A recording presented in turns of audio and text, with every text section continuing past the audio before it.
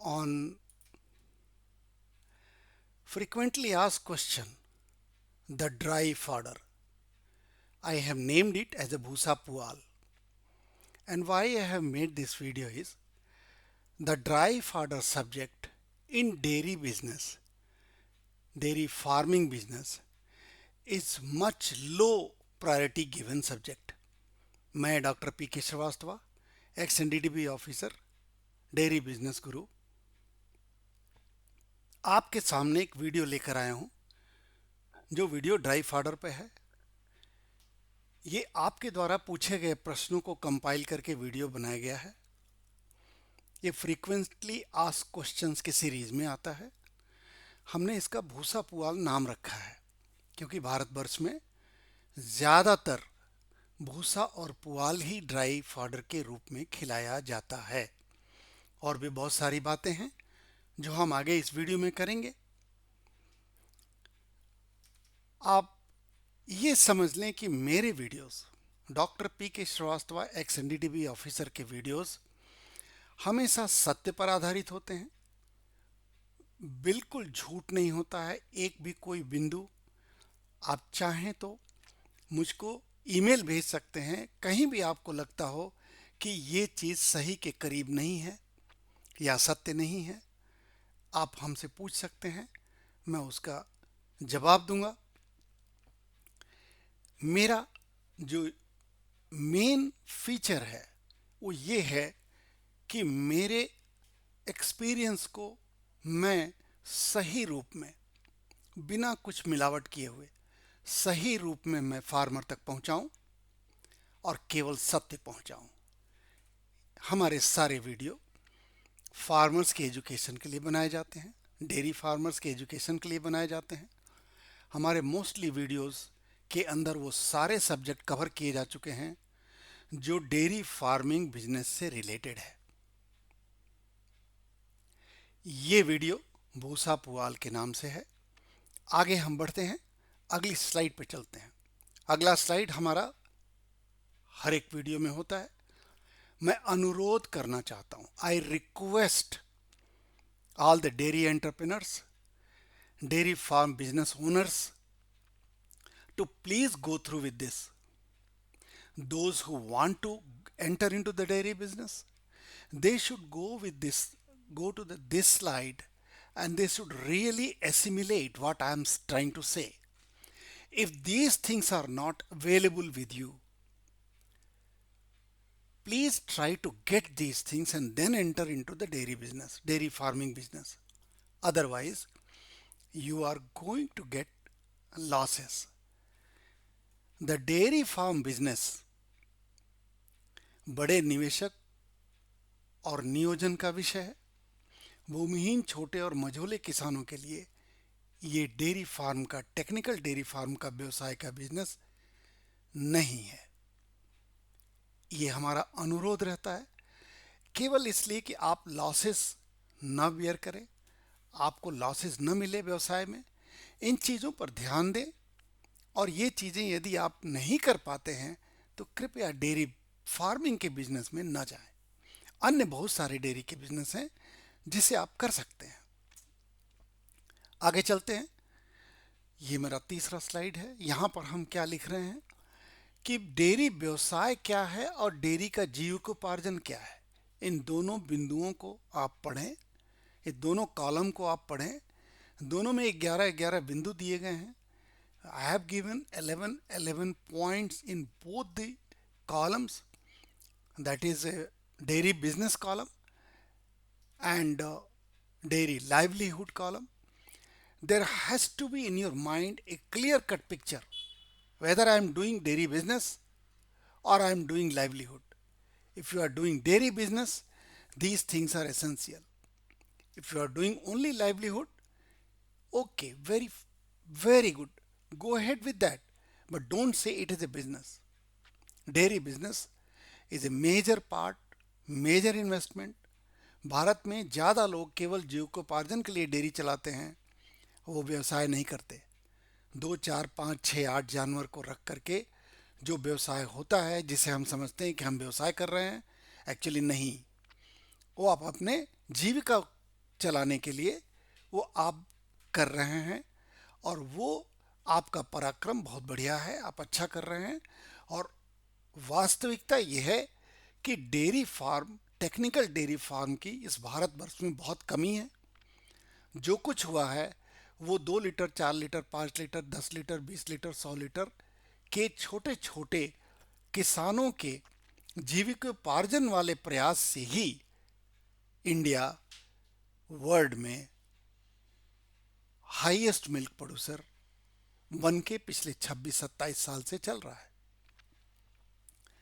आगे बढ़ते हैं। ये मैं बता दूं कि एक टेक्निकल डेयरी फार्म के व्यवसाय में, जिसमें कि कम से कम 30 पशु हों एडल्ट, प्रति पशु के हिसाब से करीब 1.61 लाख, 1.61 लाख प्रति जानवर का खर्चा आता है उसको एस्टेब्लिश करने में। तो डेफिनेटली ये छोटे किसानों के लिए नहीं है। आगे चलते हैं। आगे आप देखेंगे, पहला प्रश्न मेरा आता है, ये मेरा प्रश्न नहीं है, ये आपका दिया हुआ प्रश्न है। Why to feed dry plus green fodder? हम ड्राई फाडर को खिलाते ही क्यों हैं? ग्रीन फाडर के लिए मिलाते ही क्यों हैं? तो डेयरी पशु को सूखा और हरा चारा मिलाकर क्यों खिलाना चाहिए? ये मेरा पहला बिंदु है जिस पे बहुत सारे प्रश्न आए थे। लोगों ने कहा कि हम इस पे ध्यान क्यों दें। इसका उत्तर बहुत ही साफ लिखा हुआ है। Generally people ask why we should feed dry fodder to dairy animals, why not only green fodder? ये सारे प्रश्न हमारे पास आते हैं। Answer is that the dairy animal needs both dry and green fodder in the ratio of 70%, 30%. 30% dry fodder and 70% green fodder. If not, at least 50-50. But without that, no dairy animal will be healthy. And if they are not healthy, you are not going to earn profit. तो मेरा जो point है यहाँ पर, ये प्रश्न ही नहीं करना है, क्योंकि इन दोनों के बिना आप डेयरी फार्म नहीं चला सकते। Feeding only any one fodder to invite diseases and indigestion, जानवर वीक होता जाएगा। केवल सूखा चारा खिलाएंगे तो भी, केवल ग्रीन फाडर खिलाएंगे तो भी निगेटिव एनर्जी में चला जाएगा, जानवर वीक होता जाएगा, उसका वेट लॉस होता जाएगा। और बहुत दिनों तक ऐसा खिलाते रहे तो आप समझ लीजिए कि जानवर बीमार पड़ जाएगा और वो दूध कम कर देगा और बीमार होगा। तो आप सफ़र करेंगे, आपका डेयरी सफ़र करेगा, डेयरी फार्म सफ़र करेगा। प्रश्न 2 पर चलते हैं। कौन सा ड्राई फाडर सबसे अच्छा सूखा चारा माना जाता है? तो यहां पर वैसे तो बहुत सारे चारे हैं ड्राई फाडर। जो गेहूं का भूसा है, पुआल है, जो धान का पुआल होता है, जो रागी है, या और भी कोई भी मिलेट का जो भूसा आता है या स्टेम आता है, या ड्राई स्टेम, जैसे मान लीजिए फॉडर मेज आप लगाए हुए हैं और वो ड्राई हो गया है, वो भी आपका ड्राई फॉडर हो सकता है। ज्वार, बाजरा, मस्टर्ड, कड़वी, जो भी है वो सब आपके ड्राई फॉडर में आते हैं। लेकिन जैसे साउथ इंडिया में अगर आप जाते हैं तो coconut dry leaves, areca nut dry leaves, dry stem of mulberry etcetera खिलाया जाता है। तो बहुत सारे ड्राई फॉडर हैं, लेकिन उनमें सबसे अच्छा, परंतु सबसे अच्छा सूखा चारा गेहूं का भूसा ही होता है। क्यों होता है? गेहूं का भूसा क्यों सबसे अच्छा सूखा चारा माना जाता है? क्योंकि ये बहुत आसानी से भीग जाता है, ये लाइट फीलिंग देता है एनिमल जब खाता है इसको, तो रूमेन बैक्टीरिया इसको अच्छे से फर्मेंट कर पाता है, और जनरली इसको कवर में रखा जाता है, इसलिए इस पे मॉइस्चर का जो डिग्रेडेशन होता है पानी की वजह से, जो कि धान के पुआल में होता है, वो यहाँ नहीं होता है। और कंपेयर टू पेडिस्ट्रा और एनी ड्राई स्टेम ये भूसा अच्छा माना जाता है। इससे जुगाली अच्छी होती है, जानवर का हाजमा जिसको पाचन क्रिया कहते हैं वो बिल्कुल ठीक रहता है, गोबर सही आता है, ढीला गोबर नहीं आता है, कोई स्मेल नहीं आता है गोबर में। तो इसलिए ये सबसे अच्छा भूसा, गेहूं का भूसा ही सबसे अच्छा ड्राई फॉडर माना गया है।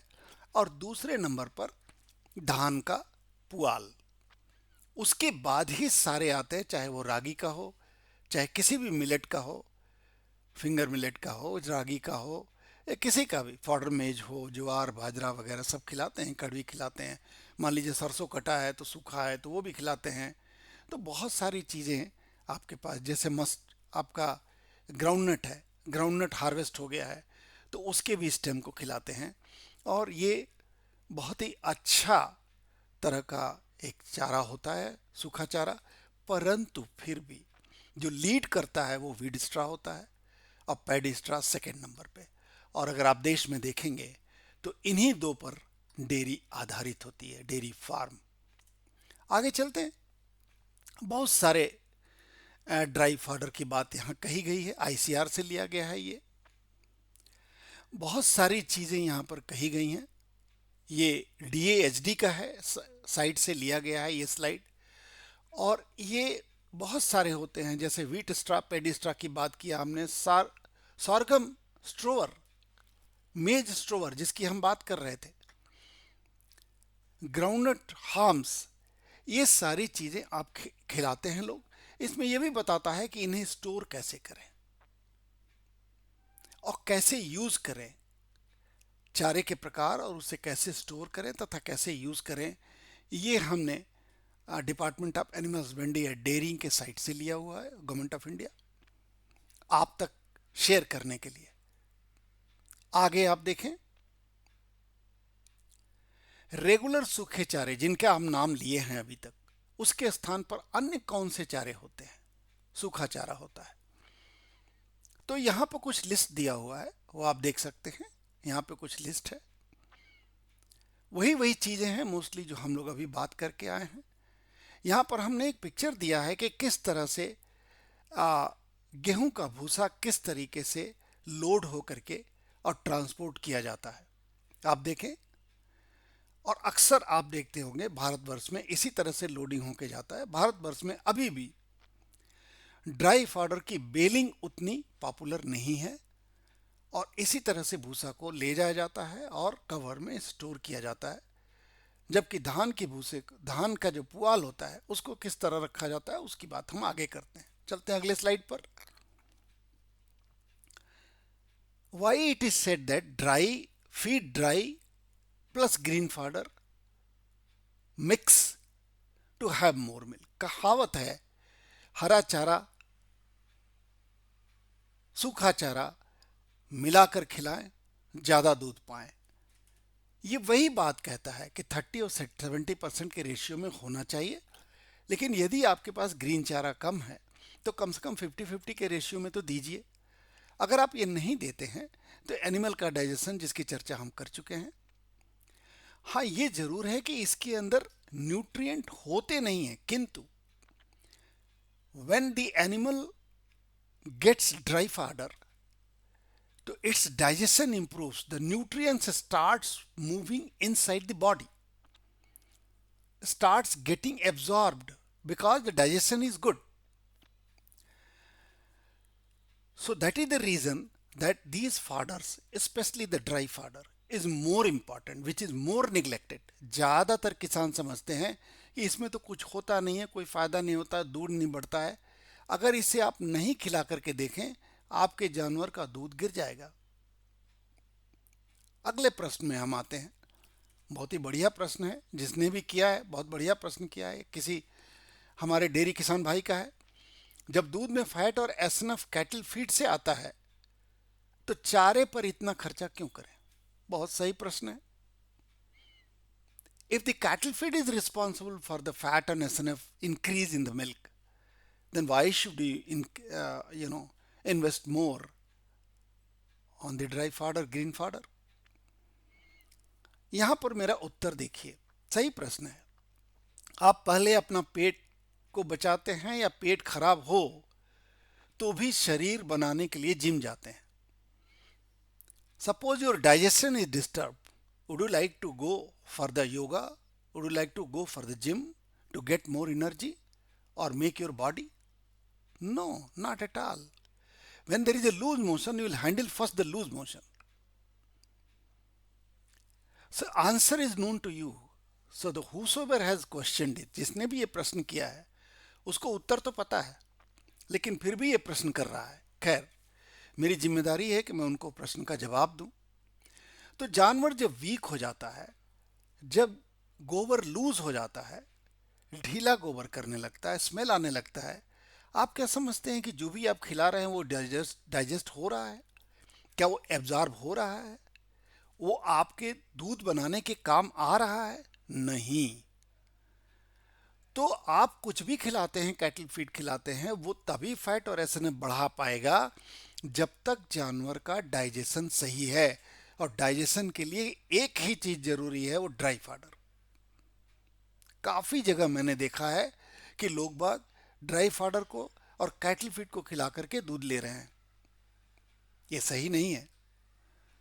आगे चल के जानवर जो है बोल जाएगा, आगे चल के जानवर जो है बेकार हो जाएगा, क्योंकि ग्रीन फाडर में जो मिनरल आते हैं, जो तत्व आते हैं, वो उसकी कमी हो जाएगी, जानवर संभाल नहीं पाएगा। इसीलिए बैलेंस डाइट की बात होती है। जानवर को 5 चीजें खाने में जरूर देना चाहिए, एक साथ देना चाहिए, जैसे dry fodder, green fodder, cattle feed, mineral mixture और पानी।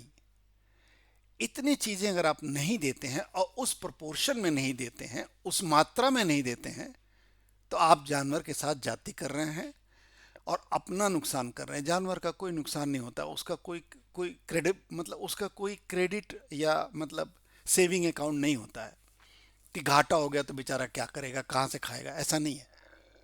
वो बेचारा दूध कम कर देगा, धीरे धीरे मर जाएगा बीमार होकर के। बच्चा अगर पेट में है, बच्चा डाल देगा, हीट में नहीं आएगा। तो जानवर यही कर सकता है और यही करता है, आप लोग समझ नहीं पाते। तो ड्राई फाडर को लाइट न लें। आगे चलते हैं। अगला प्रश्न है भूसा पुआल के लिए, हाउ टू मेक फाडर भूसा पुआल एनरिच। इसको मान लीजिए, आप मान के चलते हैं, फार्मर लोग समझते हैं इसके अंदर कोई तत्व नहीं होता है।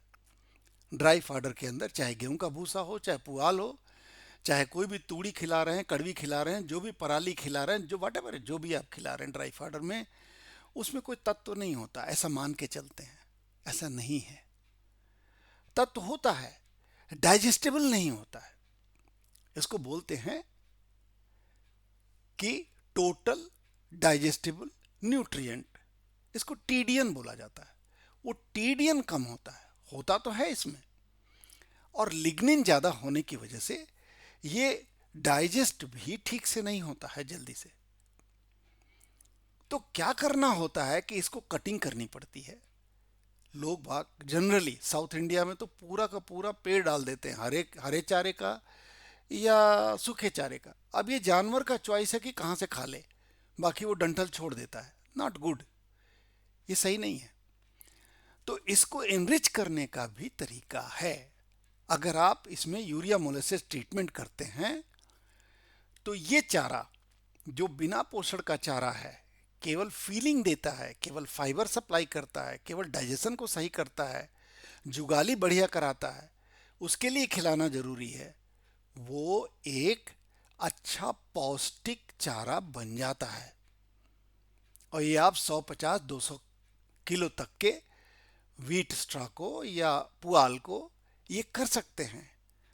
उसमें जो डाइजेशन की प्रॉब्लम थी, जल्दी डाइजेस्ट नहीं होना, वो इसकी डाइजेस्टिबिलिटी बढ़ जाती है। जो टोटल डाइजेस्टिबल न्यूट्रिएंट्स जो है, टीडीएन है, वो बढ़ जाता है। और इतना ही नहीं, यूरिया डालने से क्या होता है कि जो एनपीएन है, नॉन प्रोटीन नाइट्रोजन यूरिया जो है, वो प्रोटीन में कन्वर्ट होता है, तो उससे भी दूध बढ़ता है। और अगर आप कटिंग करके नहीं देते हैं, पूरा पूरा पौधा ही डाल देते हैं, पूरा स्टोवर डाल देते हैं, तो जानवर चबाने का प्रयास करता है, उसके दांत घिस जाते हैं। जो जानवर 7 ब्यात तक 8 ब्यात तक चलने वाला था वो 4 ब्यात में बोल जाता है। दांत तो रिप्लेस होगा नहीं, उसका दांत तो बदला नहीं जा सकता। तो आप खुद अपने जानवर को बर्बाद करते हैं और नुकसान की तरफ डालते हैं अपने को। यूरिया मोलासिस पे हमने ये वीडियो का लिंक दिया हुआ है, आप यहाँ से जाके देखें। उसमें कुछ सावधानियां दी गई हैं, उसको जानना बहुत जरूरी है। किसे खिलाएं किसे ना खिलाएं, किसके लिए ये अमृत है और किसके लिए जहर है, ये चीजें दी गई हैं। तो आप इस लिंक पे जाएं, उस वीडियो को देखें। अगले प्रश्न पे चलते हैं। इन्हें प्रिजर्व कैसे करें? हमने कोशिश किया है बनाने का कि इस तरह का एक स्टोर बनाया जाता है जिसका जो डोर होता है, जो दरवाज़ा होता है, वो 3 तरफ से बंद रहता है। ये ऊपर से बंद रहता है, छत रहती है। वो एमएस शीट का डाल सकते हैं आप। दोनों 3 तरफ से दीवारें हो सकती हैं। बाउंड्री पर थोड़ा सा बाउंड्री को 4 फीट ऊंचा करके और वहाँ से हम इसको डाल लेते हैं। और जो सामने का दरवाज़ा होता है वो ऐसा बनाया जाता है जिसमें कि ट्रॉली सीधे अंदर चली जाए, ताकि लोडिंग आसान होगा, लेबर कम लगेगा। तो ये एक हमने बना के देने का प्रयास किया है कि इस तरह का गेहूं के भूसे को स्टोर करने के लिए, क्योंकि भूसा अब क्यों स्टोर करना है? हार्वेस्ट टाइम पर भूसा बिल्कुल मिट्टी के भाव मिलता है। जैसे गेहूं का भूसा 1 रुपये 2 रुपये किलो में मिल जाएगा हार्वेस्ट के समय। यही जब खरीफ का सीजन आने लग जाता है तो यही भूसा 8 रुपये 10 रुपये और 12 रुपये और 20 रुपये तक बिकता है प्रति किलो। कौन सा आदमी है, कौन सा किसान है डेयरी का जो 20 रुपये किलो गेहूं का भूसा खिला करके जानवर पालेगा? और उसको क्या फायदा होगा? कम से कम 4 किलो खिलाना है, क्या करेगा वो? तो आप समझ लीजिए कि अगर आप इसको हार्वेस्ट सीजन पे, जब कटिंग हो रहा है, जब दाम बहुत कम है, उस समय अगर आप इसको रख लेते हैं, 6 8 महीने 10 महीने के लिए रख लेते हैं, तो आपके पास ट्रेजरी पड़ा हुआ है। ये निगलेक्ट करते हैं लोग, नहीं रखते हैं। जबकि जब सस्ता रहता है ये जलाया जाता है, कई जगह देश के कई हिस्सों में इसको जलाया जाता है और कहते हैं कि उससे पोल्यूशन होता है। हालांकि उससे पोल्यूशन नहीं होता है, पोल्यूशन तो पेट्रोल डीजल से होता है, गाड़ियों से होता है। खैर, इस पे हम नहीं जाएंगे। हम आपको ये बताएंगे कि इसको आप हार्वेस्ट सीजन में अगर आप रख लेते हैं तो आपको बहुत सस्ता पड़ता है। ये है व्हीट स्ट्रा जिसकी हम चर्चा कर रहे हैं। जब इसमें से गेहूं निकाल लिया जाता है और उसका जो ये भूसा निकलता है, उसको इसके भीतर प्रिजर्व करने की बात कही जा रही है। इसी तरह पुआल को कैसे प्रिजर्व करें? अब देखिए कितना बढ़िया तरीके से पुआल को प्रिजर्व किया गया है।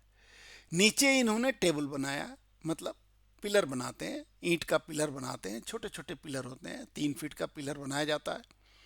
उसके ऊपर बैम्बू का एक पूरा का पूरा फ्रेम लगाया जाता है नीचे, और उसके ऊपर पुआल को रखा जाता है। पुआल रखने का तरीका बहुत ही साइंटिफिक है, क्योंकि आप यहाँ से खींचते जाएंगे, यहाँ से आप खींचते जाएंगे तो अंदर वाला हिस्सा बाहर निकलेगा। मतलब ऊपर वाला हिस्से को ढक, ये इसका काम है कि पानी ना पड़ने दे, पानी को बाहर गिरा दे। और देखिए यहाँ पर इन्होंने प्लास्टिक से इसको कवर भी किया है टॉप को, ताकि टॉप से पानी जाएगा तो पूरा भूसा खराब होगा, पूरा पुआल खराब होगा। साइड वाला पानी अपने आप निकल जाएगा, तो अंदर का जो पुआल है वो बचा रहेगा। और यही पुआल अच्छा होता है खिलाने के लिए। ये बाहर वाला पुआल को कभी नहीं खिलाना चाहिए जो पानी में लगातार भीगता रहा है। अगर ये आप खिलाएंगे तो जानवर को उसके स्किन की बीमारी हो सकती है। पुआल को भी लोग वह खाली रख देते हैं, खा भाई तू जानवर, that's not good. You chaff it 1 to 2 centimeter, you chaff it and then give. It's always good for saving the teeth of animal. Dry fodder बाजार में किस भाव पे मिलता है आप देख लीजिए, मैंने यहाँ पे दिया है, 18 से 20 रुपए तक पहुंच जाता है। और अगर आप उसकी बात करें, पुआल की बात करें, तो 4 से 5 रुपए 6 रुपए किलो पुआल बिक जाता है। ये हमने कुछ आपको फोटो दिए हैं। ये देखिए टेक्निकली इसको प्रिजर्व किया गया है, ये नॉन टेक्निकली प्रिजर्व किया गया है। यहाँ से पानी अंदर जाएगा और देखिए यहाँ पर कितनी तरीके से उसको कवर किया गया है ताकि पानी बाहर निकल जाए। यहाँ पर रेंडमली जैसे जैसे पुआल आया चढ़ाते गए। तो ये भी तरीका यूज करते हैं लोग, बट ये टेक्निकल तरीका है, ये नॉन टेक्निकल है। अब आप किस तरह से इसको, ये तो उस समय का है जब आप देखिए 4 नंबर में हम पेडी फील्ड पोस्ट हार्वेस्ट, इसके अंदर धान पड़ा हुआ है और ये धान निकाल दिया गया है, उनको यहां रखा गया, इसी को यहां सजा दिया जाता है और ऊपर से कवर कर दिया जाता है इसी को, जिसमें से धान निकाला जा चुका है। अंदर धान है, उसको कवर करके रखे हुए हैं। ये वीट का है फील्ड, और ये वीट को रखने के लिए इस तरह से बनाया जाता है। इसके अंदर वीट रख दिया जाता है, वीट का भूसा रख दिया जाता है और वो कभी खराब नहीं होता है। और दूसरा जो मैंने आपको बताया था कि यदि आप ऐसा नहीं कर सकते हैं तो आप अपनी जो बाउंड्री होती है आपके डेयरी फार्म की, उस बाउंड्री को, मान लीजिए आपकी 8 फीट की बाउंड्री है, 4-5 फीट बढ़ा दीजिए, ऊपर कर दीजिए, 12-13 फीट से इसको ड्रॉप ले लीजिए और यहाँ पर कम से कम आप इसको 10 फीट दीजिए ताकि ट्रॉली सीधे अंदर चली जाए और लोडिंग आसान हो जाए। कुछ और चीजें हमने बताने का प्रयास किया है, ये आप लोगों से मिले फीडबैक के ऊपर है। कठिनाई कहाँ दिखती है? सत्य वीडियो अक्सर नीरस होता है, उसमें चटपटी बातें नहीं होती हैं। मैं कभी भी चटपटी बातें नहीं करता, मैं तो वो करता हूं जो सत्य है, और अक्सर जो है नीरस होता है, ज़्यादा मज़ा नहीं आता। झूठ अक्सर अच्छा लगता है, जिससे सोशल मीडिया भरा पड़ा है, जहां आज का युवा फंसा रहता है। आंकड़ों पर बात करता वीडियो उबाऊ लगने लगता है, कई बार आंकड़े समझ में भी नहीं आते। अब हम टीडीएन की बात करेंगे, आपको क्या समझ में आएगा? इसलिए मैं आपकी भाषा में बात करता हूँ जो आपके समझ में आ सके। अब तक डेयरी पशुपालन को केवल पास के किसान को देखकर या अपने पूर्वजों द्वारा अपनाए गए तरीकों के आधार पर ही पालन किया जा रहा है, उसी का विस्तार दिखता है। डेयरी किसान उसी में अपनी भलाई समझता है, जबकि गलत है, ऐसा नहीं है। वो दूध बेच करके केवल एक पुरर बना रहता है, वो कभी भी डेयरी का व्यवसायी नहीं बन पाता, पूरी जिंदगी वैसे रहता है। शायद पैसा लगाने में असमर्थता के कारण नई सीख समझ में कम आती हो या कम अपनाई जाती हो। शायद ये हो सकता है कि मनी का कमी है। पूर्वांचल की स्थिति तो ये है, ईस्टर्न पार्ट ऑफ इंडिया में ये है। पेएबिलिटी कम होने की वजह से वो लोग बहुत सारे टेक्निकल पॉइंट्स को छोड़ देते हैं और पुराने ढर्रे पर ही डेयरी चलाते हैं और लॉस होता है। ज़्यादा डेयरी किसान ऐसी स्कीम की तलाश में रहते हैं जिसमें सब्सिडी हो, और तब तक जीवन आगे निकल जाता है। 3 साल पहले डेयरी के अंदर सब्सिडी गवर्नमेंट ऑफ इंडिया की जो 2 करोड़ की थी वो बंद हो चुकी है, लेकिन आज तक लोग पूछते हैं और उसके लिए बैठे हुए हैं। जीवन निकल रहा है, बाद में क्या करोगे भाई? तो दूसरा बिजनेस कर लो। जमीन पर चारा उगाकर डेयरी व्यवसाय करने की क्षमता कम ही किसानों में पाई जाती है। फैक्ट है, क्योंकि जमीन बढ़ती जा रही है, जनरेशन टू जनरेशन जमीन बढ़ रहा है। It is dividing every generation. So cash crop के लिए जमीन चाहिए, चारे के लिए जमीन कहाँ से उगाएगा? ये भी एक कारण है कि टेक्निकल डेयरी फार्म इतने ज़्यादा तेजी से नहीं बढ़ रहे हैं। जबकि एक समय आएगा भारत में, आज से 20 साल बाद आप देखेंगे कि मैक्सिमम मिल्क जो कंजम्पशन होगा वो फार्म फ्रेश मिल्क होगा। लोग ऊब जाएंगे इस मिल्क से, जो नहीं मालूम है कि कहाँ से आ रहा है, किस एनिमल का है, किस किसान का है, कहाँ से आ रहा है। सबको मिला करके आपको दिया जाता है डेयरी में। वो ताज़ा है या 2 दिन बाद का है, वो गुजरात का मिल्क कलकत्ता में बिक रहा है या दिल्ली का या आंध्रा का मिल्क दिल्ली में जाके बिक रहा है। तो वो सब चीज़ें धीरे धीरे भारत में, जैसे जैसे भारत डेवलप करेगा, जैसे वेस्टर्न कंट्री में हो रहा है, ये चीज़ें बढ़ती जाएंगी और टेक्निकल फार्म नंबर बढ़ेगा। हाइजीन का अल्प ज्ञान, पता ही नहीं है कोरोना में क्या हाल हुआ, सबको पता है। हाइजीन का अल्प ज्ञान अक्सर डेयरी में नुकसान का कारण बनता है। जानवर बीमार पड़ता है, उसको पता ही नहीं चलता है फार्मर को कि किस लिए बीमार पड़ा है। अच्छी बात यह है कि नौजवान डेयरी व्यवसाय की ओर अग्रसर तो होते हैं, परंतु उनके अभिभावक रेगुलर नौकरी, भले वो कितनी ही छोटी क्यों न हो, उनके लिए उसे प्रोत्साहित करते हैं, उसको भेजते हैं कि नौकरी कर, ये क्या करेगा तू। ये आयरनी है इस देश की, जिसका जीडीपी हेविली डिपेंड करता है मिल्क के ऊपर और किसानी के ऊपर। कई बार नौजवान डेयरी व्यवसाय को समझ भी पाने में असमर्थ होता है। तकनीकी डेयरी फार्म का में विकास तो है, परंतु गति बहुत धीमी है। जब तक उपरोक्त पर ध्यान नहीं दिया जाएगा, तब तक डेयरी अपने पुराने अवतार को छोड़कर नए अवतार में आने में देरी ही लगाएगी।